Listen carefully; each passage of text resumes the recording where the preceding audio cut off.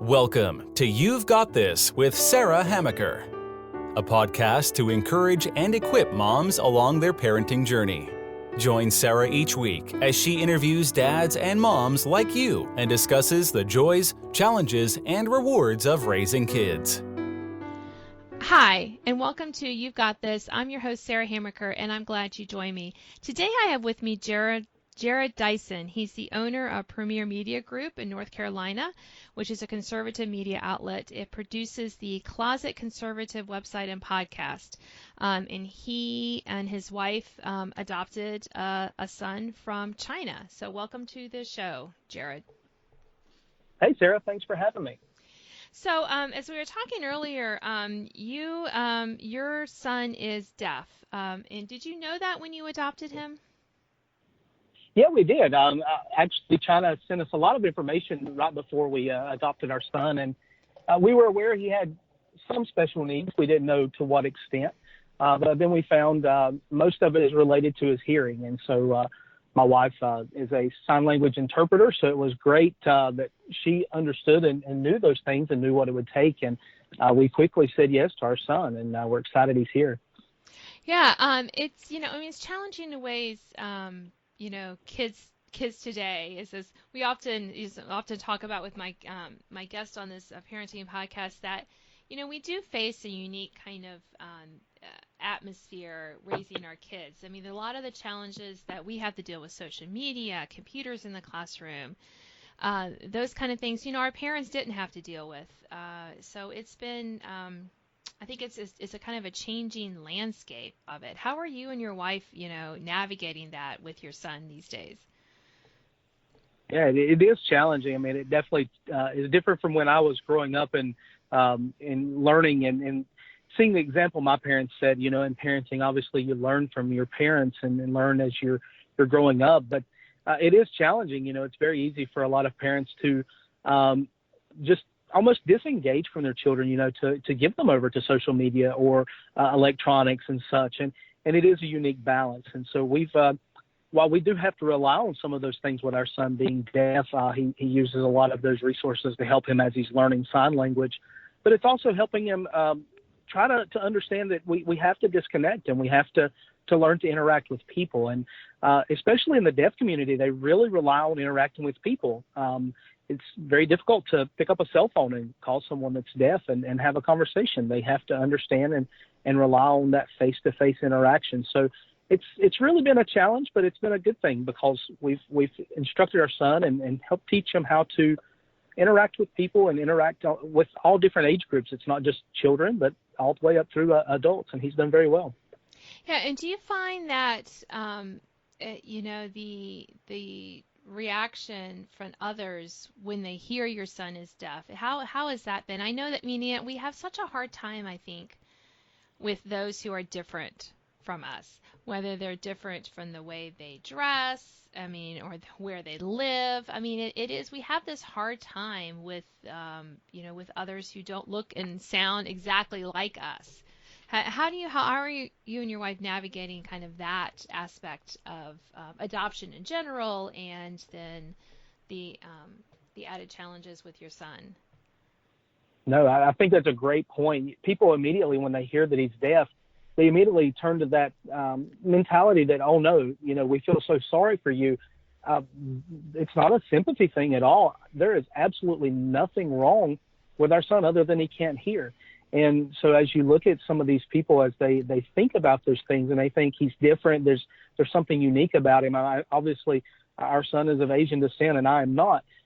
People look at that and they look at us funny, and then they hear he's deaf and they almost, that sympathy that they play. And we try to explain to people it's not sympathy. It's realizing that God has made everyone different. He's created everyone to be unique, and that we have to realize and accept the fact that we're not all the same. And that's the beautiful thing about life, is that we're not all identical. It would be boring if we were all the same and had all the same things about us. But learning how we interact and do those things and teaching them that our son, even though he has this disability in his hearing, that he's a normal person and he will live a normal life just like anyone else. Right, and I think it's also important as we raise our children, and as my listeners know, I have four children between the ages of 11 and 17 now, and it's important to help them to see that yeah, we may look differently. Someone may be able to do something that they can't do, or they may be able to do something that another person can't do, but we all are created in the image of God, and I think the more we can help them kind of internalize that and to live that, the better off we'll be as a society, because we've become so fractured and so their camp, our camp, and it, as adults even, I feel like I'm in the grade school, playground again. Yes. Playing because everyone is like, oh no, they have cooties, get away from me, and you're just like, really, can't we find common ground? I think that's kind of been lost. So, I mean, how do you find common ground? How do you help your kids to see that we all have things in common? Well, and I think it's a great point. I mean, our society really has come to a point where we're really a fractured society. Obviously, with our business and such in the media company, we deal a lot with politics, and that has become a polarizing thing in our society. It's just the differences, and we almost don't want to talk to those people that are different. But the thing that we're teaching our son and really trying to strive to him is that God doesn't see differences in that sense. He doesn't see a Republican versus a Democrat. He doesn't see black and white. God sees everything the same. And so helping him understand that no matter who the person is, we're all seen the same way. We're all treated the same way. We're all loved the same way. And so helping him understand that there's no differences there. And while the world may try to teach our children something that's different, they may try to teach them that there's differences based on your opinions or differences based on your viewpoints. Our son is going to learn and is learning that that's not really how the world works, is that, God is the one that designed everything the way he did, and that he sees us all as same under him. And I think that, that's so important. We live in Northern Virginia, just outside of Washington, D.C., and, I love it that my kids go to the public schools, and I love it that they interact with kids from all around the world, all different backgrounds and heritages and, families. And it's really been great to see them, learn how to interact and get along with people that they might not have, met on the street, but they have to be partners for the science fair, or they have to, play on the playground with them. And that's, I think it really helps when we can have our children exposed to that and have a positive experience with it. Yeah, no, absolutely. I think you're right. Is getting people out and getting these, as they're growing and as they're learning, getting them exposed to these things. I never want my son to be afraid of anything. I never want him to think that just because he is adopted, or just because he is deaf or has those things, that he needs to separate himself from society or separate himself from interacting with anyone. I want him to realize life is life. You interact with these people, you get to know them, and enjoy those experiences, enjoy getting to know their heritage and their background. One of the most important things me and my wife said as we adopted our son is that we want him to always remember his Chinese heritage. He comes from a beautiful town in China, and beautiful dynasty, the background and the historical buildings and such. It was just amazing to see. I want him to see those things and remember and to learn about his heritage, but also not to be afraid of learning about and experiencing the others as well, and knowing how to interact with them and knowing how to be friends with those people. Yeah, and it is so important. I remember the first time one of my kids came home and said, not everyone believes in God. It was like a revelation to my, first grader. And I was like, no, not everyone believes in God. And so we had a great conversation about it.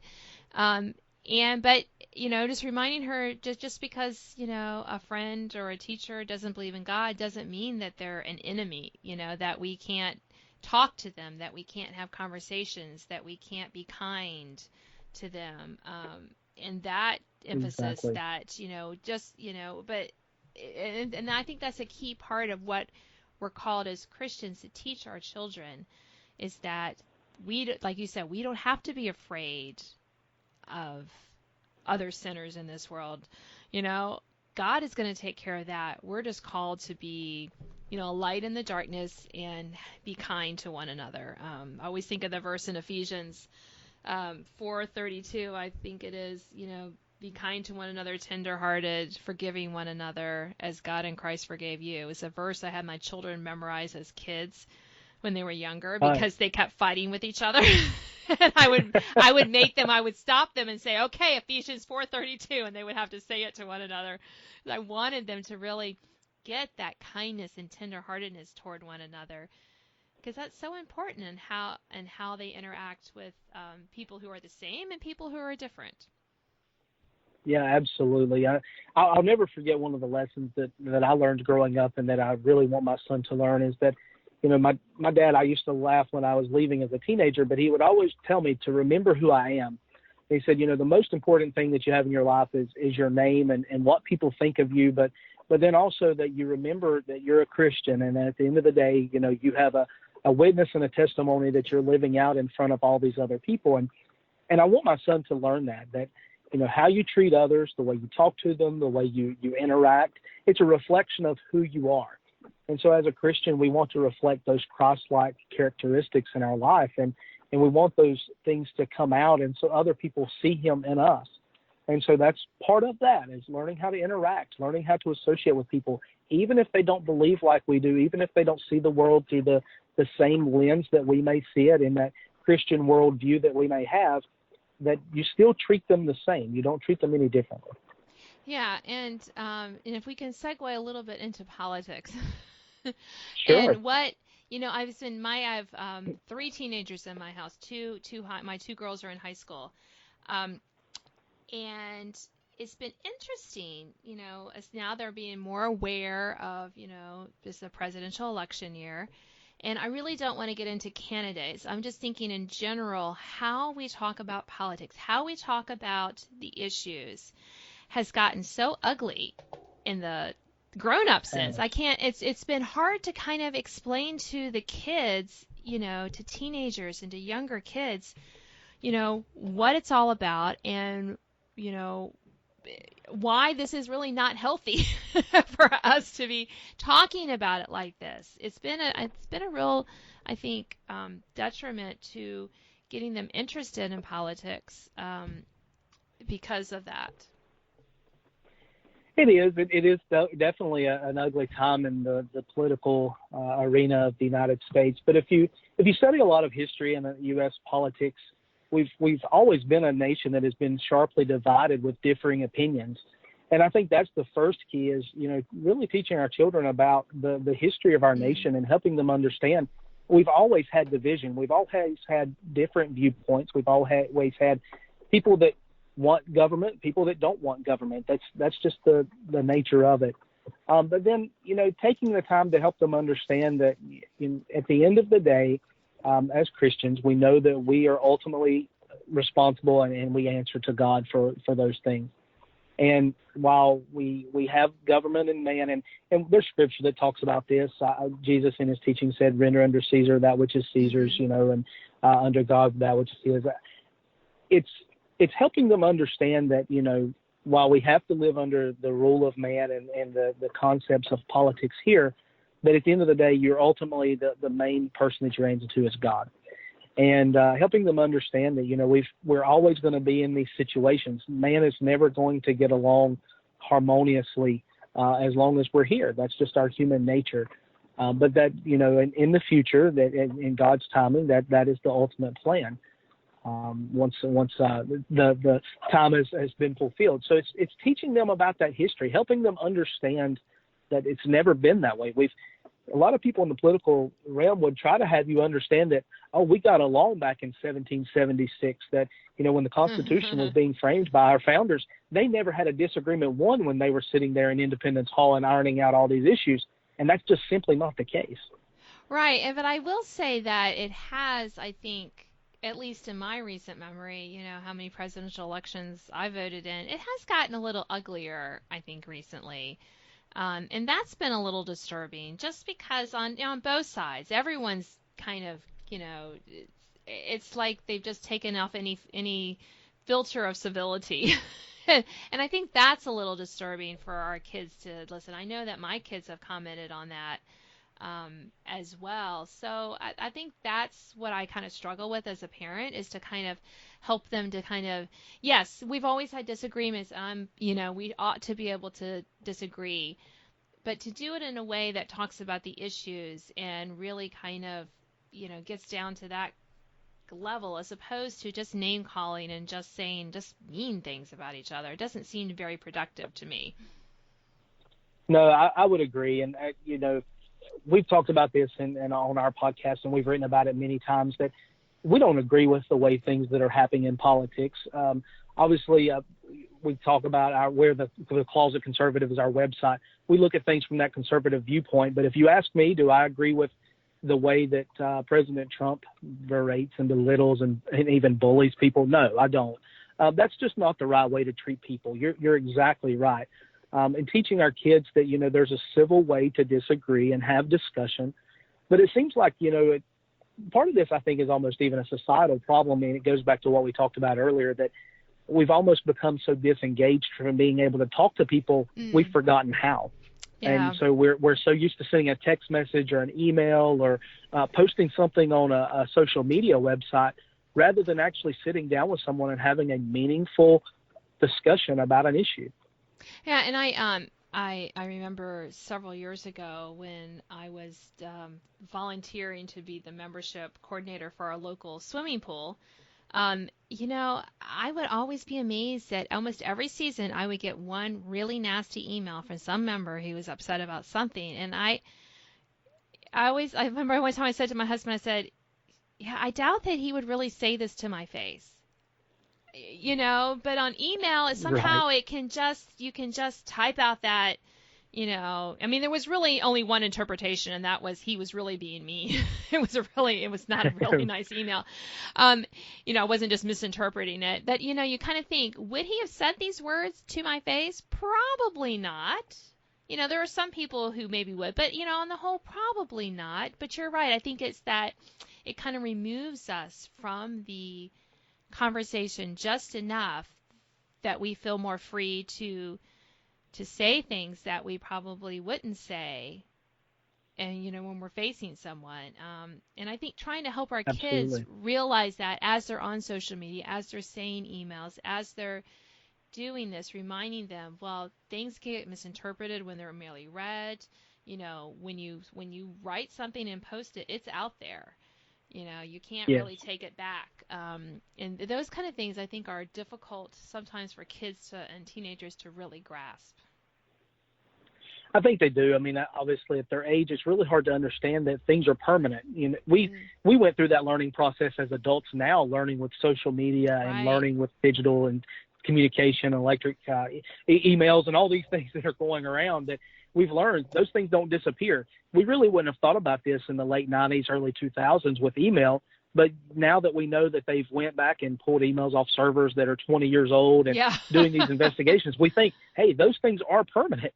And people, even still today, you think about in trying to teach kids and help them understand, sports stars that have put a tweet on Twitter, and it comes out 6 and 10 years later that they said this one time back in the past, and then immediately they're part of this whole call to fire the person or no longer have them on the team or in their career if it's someone in Hollywood. Those things last. And so it's important that they understand any form of communication matters, but specifically helping them understand that, as you put those things out there, you really need to be thoughtful. You really need to be considerate of what you're saying, because it's no different than if you're sitting in front of that person. It's going to be there forever. Right. And we are, speaking of being out there forever, this podcast will probably be out there somewhere forever, which is a little disconcerting when I think about that. But we are out of time today, Jared. So is there any last minute thing that you wanted to share with my listeners before we wrap up today's episode? No, I've really enjoyed being able to spend some time with you, and hopefully the opportunity will present again. If anyone's interested, they can obviously check out some more of our writings and our podcast at The Closet Conservative, online at closetconservative.net. It's been great to spend some time getting to talk with you. All right. Well, thank you for being on my show, Jared. You've been listening to You've Got This. I'm your host, Sarah Hammaker, and I've been talking to Jared Dyson, and he very nicely gave his website there at the end. So, The Closet Conservative, and you can find a link to that in this podcast. So, thanks again for being my guest, and my listeners, I will talk to you next week. Thanks for listening to this week's podcast of You've Got This with Sarah Hammaker. Sign up to receive notification of new podcasts and listen to previous editions at sarahhammaker.com. Until next time, remember, parenting might be hard sometimes, but don't worry, you've got this.